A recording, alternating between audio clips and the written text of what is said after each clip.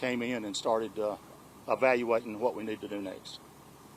And it has been, we mentioned, I think earlier, that if the chemical is organic peroxide. Do you know if this was like kind of going towards like a grocery store or something like that? The organic peroxide, from what we understand, was going to Albertville, to some kind of plant at Albertville is where they use it at, from what we understand.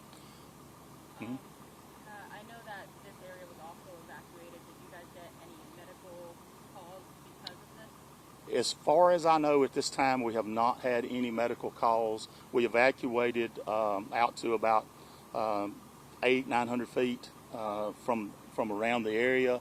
I think that was a key to keeping people safe. Then we started the process of trying to keep the spill contained, do what we could to keep it under control. Talk a little bit about the response. I mean, it's not every day where you have so many organizations and kind of teaming up together for a call like this. Talk a little bit about the response and how the team worked out for it all. Well, you know, you can look at the surroundings behind me with all the different organizations and like EMA and Rainsville, Fort Payne, Piles, Fife, Sylvania police departments, fire departments. They all came to our rescue to help, because they knew that the way this is laid out in the middle of Rainsville, we have so many different directions people can go with all the small streets. So to be able to contain this, keep the people pushed back, the citizens pushed back, and keep them going different routes, we had to have help. And these people, all of these surrounding agencies, have come and really put forth the effort to help us in this crisis. Thankfully, like you mentioned, no reported injuries so far. Not that I know of. Do you know what the impact of organic peroxide could have on a person if they were exposed to it? I do not know exactly. I'm not a chemist. So if one of y'all want to address that on the peroxide, anyone want to talk about that? Anthony Clifton with EMA. Organic peroxide primarily is a respiratory chemical that will affect the respiratory tract, cause difficulty breathing, shortness of breath, mild chest pain. It's like breathing a strong bleach. This is just it's a strong hydrogen peroxide. It's industrial grade, which means it's very caustic.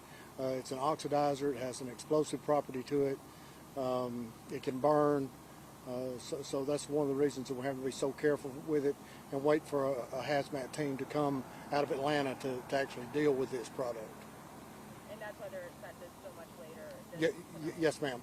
The local hazmat teams were we didn't have anybody local.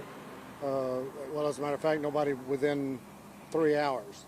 And so once they were contacted, we used the recommendations of the Alabama Department of Environmental Management, and they recommended that we follow the guidelines that the producer of the product had set forth, which was to let their hazmat team come in and deal with it.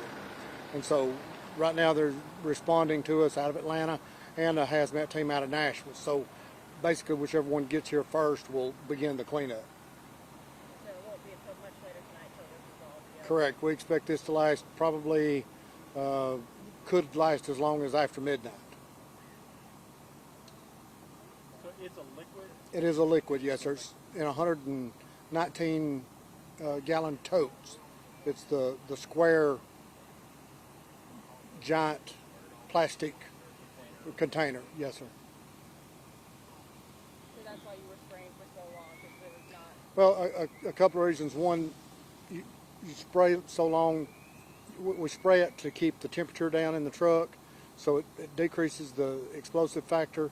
And then number two, any that was escaped, we know that we believe that there was one of those containers that was damaged, and that's the biggest problem.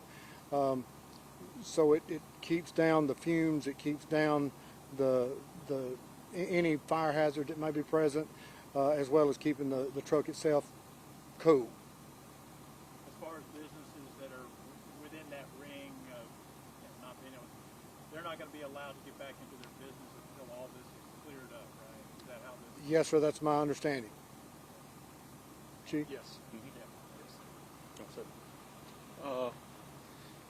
We evacuated around the immediate area so nobody would get injured, and we've been working extremely hard, my officers and other law enforcement agencies, trying to keep our traffic moving through the town. Like this is, it's over 20,000 vehicles a day that comes through our crossing here, so that's one of the things that we've been working very hard on, is to try to keep our traffic flowing. And yes, the immediate businesses right here in this area, we did ask them to evacuate, and everybody did. Everybody's been really good. They understand what's going on. What's your name? And Michael Edmondson, Michaeledmondson, Chief of Police. can you say your name and the microphone so I'm Anthony Clifton, ANTHONY CLIFTON, and I'm the County EMA Director. perfect? Thank you, gentlemen. And one last question to wrap it up. I mean, any message to the community of not just to happen? That, you know, we hate the inconvenience for everybody, but, you know, sometimes things like this happens and it's out of our hands, it's out of our control. We're doing the very best. These agencies are doing the very best they can to get this situation under control and keep people safe. That's one of the main things, is keeping everybody safe. And so we appreciate their patience, and we'll have it back going as quick as we can. We don't know exactly when, but hopefully, you know, 9, 10 o'clock tonight, we should maybe be done. Maybe by in the morning, this will be behind us. So, thank you. The driver was transported? Okay. No, he's out here. He's here. Yeah, he's out here. Anything else? Thank you. Thank you. Thank y'all. So much. Thank y'all.